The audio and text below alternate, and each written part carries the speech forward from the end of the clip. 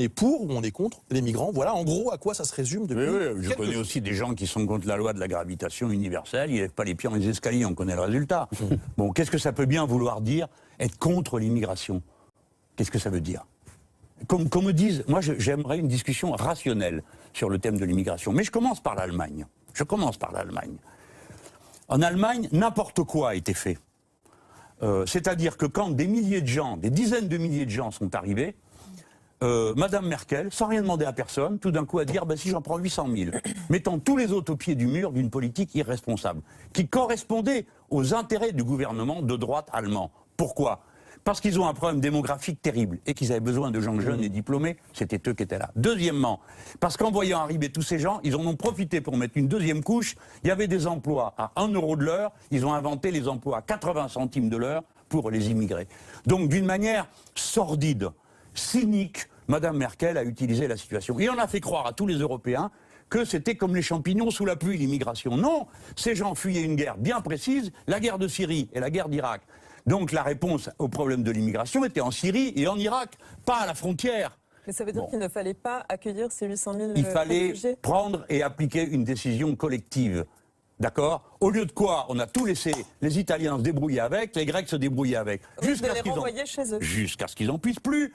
Et qu'à ce moment-là, on dise « Oh, quelle erreur, ils en peuvent plus, ils sont devenus nationalistes, agressifs et tout le reste. » Mais qui a créé cette situation invraisemblable? Qui a déclenché la guerre? Mais qui a créé cette situation invraisemblable? Qui a déclenché la guerre? Qui continue à pratiquer une politique économique qui vide les campagnes en Afrique et qui s'ajoute au problème du changement climatique? Est-ce que tous ceux qui nous écoutent savent que 80% des immigrations dans le monde se font entre pays du Sud?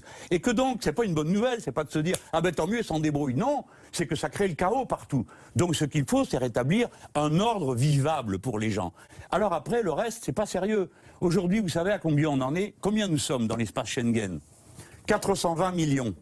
Combien il y a de gens qui sont arrivés de manière illégale l'année dernière? 75 000. Alors c'est une invasion quand 75 000 personnes arrivent dans un ensemble de 420 millions. C'est pas sérieux. Et vous en faites quoi de ces 75 000, vous? Ah ben voilà, bonne question. J'en fais quoi?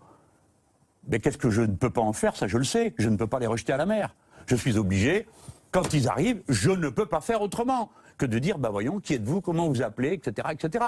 Mais on ne fait pas ça dans des camps ignobles, en gardant les gens sous clé avec leurs gosses, comme on vient de le décider en France. Je vous rappelle que M. Macron, qui fait le kéké aujourd'hui sur ces questions, M. Salvini l'a approuvé quand il a fait la loi immigration, asile, immigration. Dans ces conditions, précisément, vous êtes régulièrement, vous le savez, attaqué.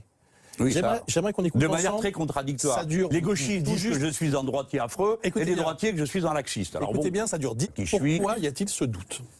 Parce que ça les arrange. Expliquez-nous. Mais parce qu'il s'agit de me diaboliser. Alors levons le doute. Nationaliste, alors tout le monde dit oh là là, surtout pas.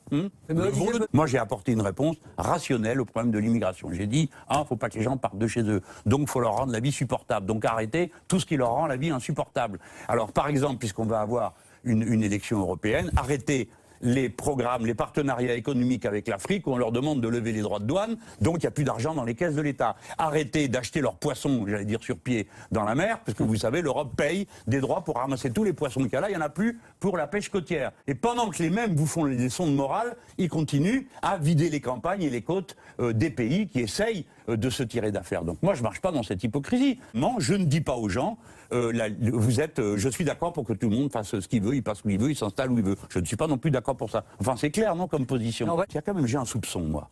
Je veux quand même l'exprimer. Allez-y. Alors on me reproche, lui me dit nationaliste, l'autre national-républicain, un autre républicanisme. Enfin, à la fin, est-ce que ces gens ne me reprochent pas surtout d'aimer mon pays?